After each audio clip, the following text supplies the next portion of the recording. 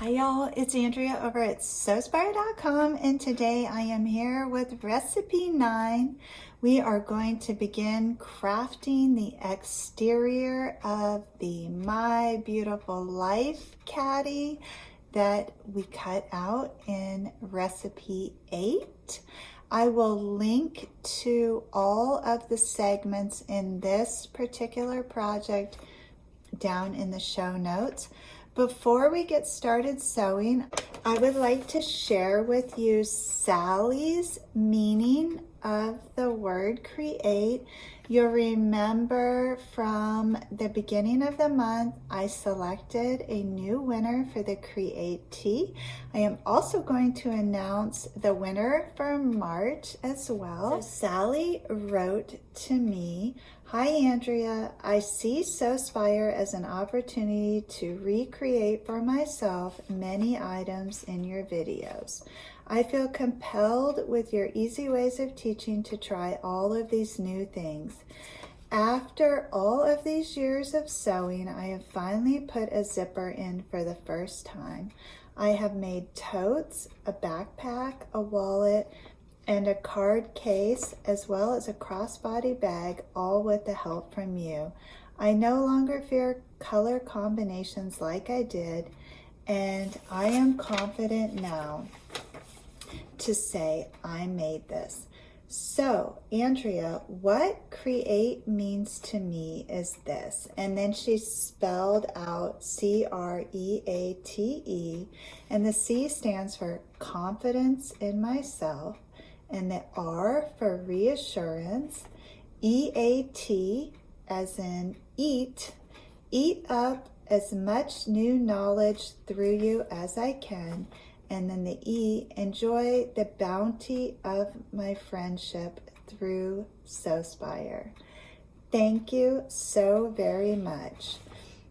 Oh, and thank you, Sally. I love that, and I have recorded it in my design book so that I can remember what the word create means to you.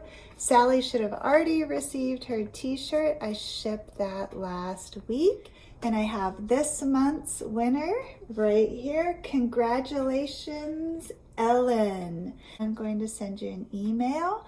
If you will reply with your shipping address, the size of your t-shirt, the color of the thread, and what the word create means to you, I will get that stitched up for you and ship as soon as I am able to. In the meantime, if you would like a chance to win one of the Create Teas that I'm giving away at the beginning of each month, I will also put a link down in the show notes for you. So you could just sign up. You only have to sign up once for the whole year, and at the beginning of each month, I'm going to draw a new winner. All right, so now let me turn to our recipe for the My Beautiful Life tote. There are a lot of different pieces for this bag. At some point, I am going to consolidate all of the measurements for you, and I will be sure to let you know when I have that done. Today, we're going to start sewing. This bag incorporates a lot of clear vinyl pockets on the outside. I did end up getting that flex foam, which is a Pellon product. It is about 1/4 inch thick foam. It gives the bag a lot of body as well as protect the contents. So what you're going to want to do now is take all of your vinyl pieces and trim out the tops of those with the fabric strips that we cut out. And I have one here to demo for you. This is my small pen pocket on the front of the bag. And so you take that little trim piece of fabric and you fold it in half and press, open that up, bring the raw edges inward to meet on that center press line, then fold it over one more time. And then what you can do is fit the top of that pocket in between there, and then just stitch across there to secure the fabric to the vinyl. And using this method, you do not need any special roller or Teflon foot to work with the vinyl. So I especially like that. Plus, it gives you another place that you can integrate some fabric and color into your design.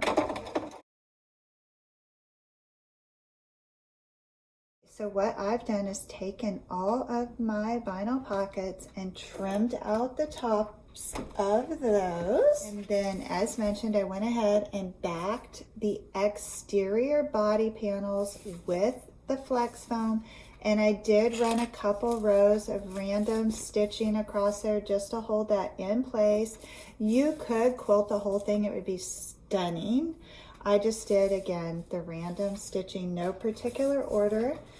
And so now what I want to do, after all of the vinyl pockets are trimmed out, is I'm going to position the pockets on the respective panels so that rear panel gets the single tall vinyl pocket. So I have that now in place and ready to roll. The side panels each have a little short vinyl pocket, and I have that in place for the two exterior side panels. And then the front panel is going to require a little more effort. I have the flex foam on the back, and you'll remember there are two pockets on the front of this, and they are two different heights and two different widths. And so I have those trimmed out. Now I want to position them on this panel, and I will hold that up for you so that you can see it. Okay, so I want to take that front exterior panel, which has the flex foam attached to the back, and position the shorter pocket off to the right and the taller pocket off to the left. And I'm just aligning the base and the sides at this point. I have one clip there on the right and the left to hold.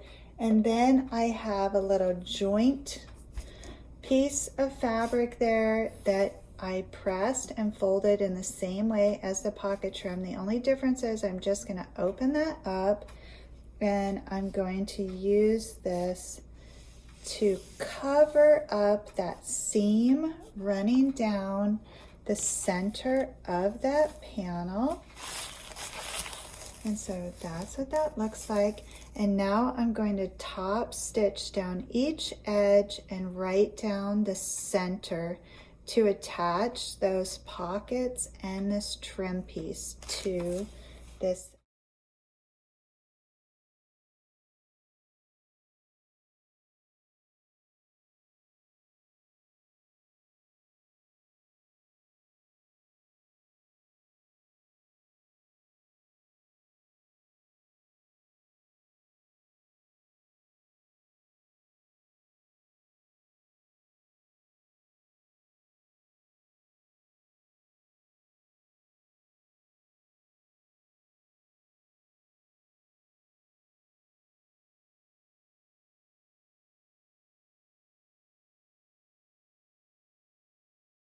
And now you can see how that looks. So the unfinished edges in the center are now encapsulated in that center panel. And then what you want to do is open that up and tug on those pockets just to make sure that everything is secure and that you don't need to come back in a little closer to the edge. And mine looks good. So now I want to take the base panel for this, which is crafted from waxed canvas and also lined with that flex foam, and then stitched a few random places to hold that. I want to take that and position that right sides facing on top of that two pocket panel, and then align the base of that and stitch right across the base of that using 5/8 of an inch seam allowance.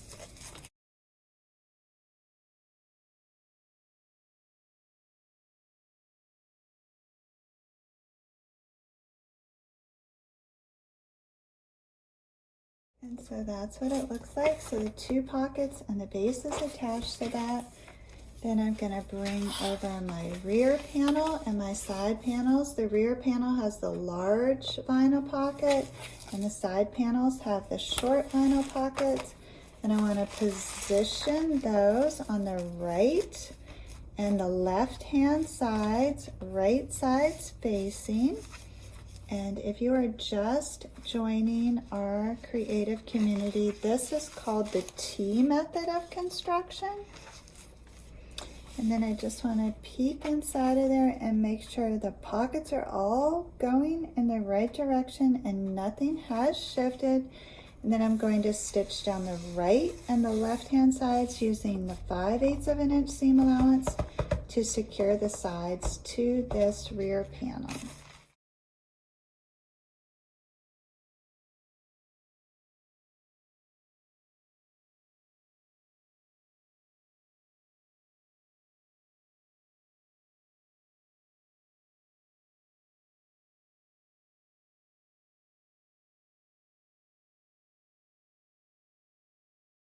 And now I have the sides attached to this.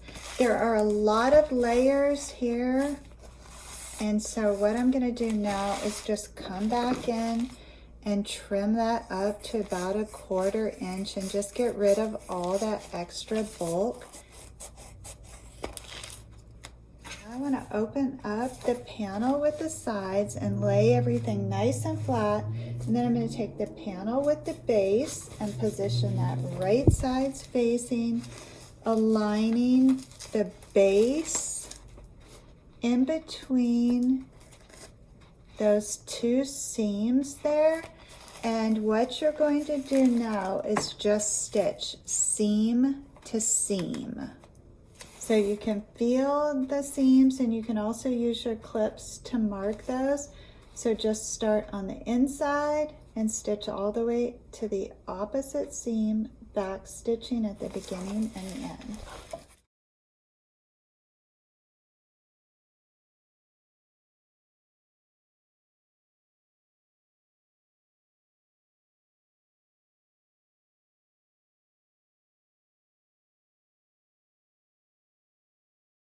And same thing, you're going to need to trim away that excess, but you're going to have to come in at an angle to do that because you don't want to cut into your side panel.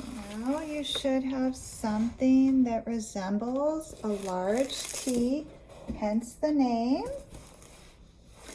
And you're going to take these sides and align them with the sides of that front panel. The vinyl is so stiff, you're going to have to finagle that a little bit. I like to get the top secured first, so just make sure nothing's wrinkled. Take your time at this point. And then once you have it lined up, you can start to see how rigid this will be. I like to peek inside and make sure everything is sitting nice. I'm really excited to turn this around, but before I can do that, I have to put this up on the machine deck and stitch down each side, and you're just going to stop as soon as you get to that seam at the base.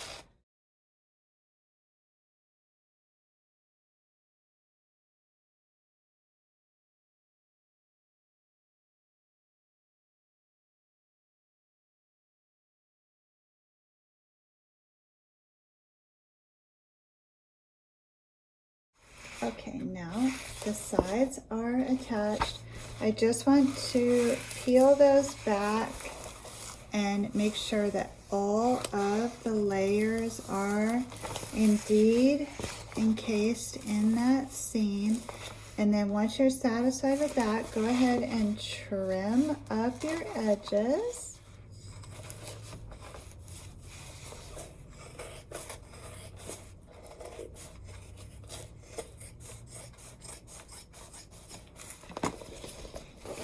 Okay, and then the last step is to align the sides of the base with the base of the sides and stitch those closed. And then once you're certain that all of the layers are in there, go ahead and trim that up as well. Okay, Now the exterior is complete, and it is probably one of the most rigid bags I've ever made.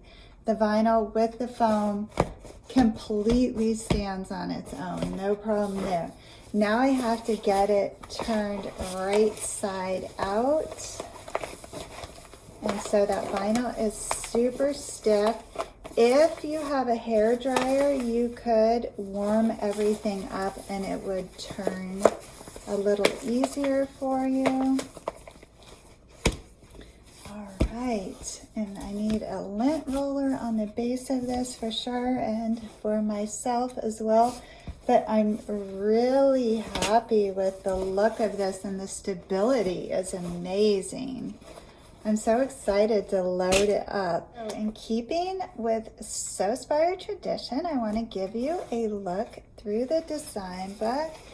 Here is one more look at the bag that we actually are in the process of assembling. And then I did a whole layout just of that fabric, which I'm so excited to work with that sushi. And then this project consumed most of my week. It was a huge diaper bag. I have some photos to show you of how that turned out. It probably took 2 solid days to sew. I made a medium camera bag and a solid, which I rarely work with solids, but it did turn out really pretty.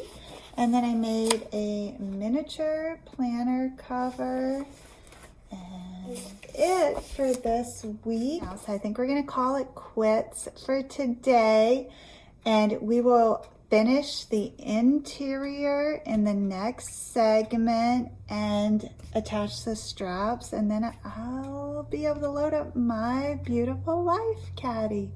So I want to thank you for joining me, and I will see you soon. Until then, as always, please know the creative genius in me will be celebrating the creative genius in you.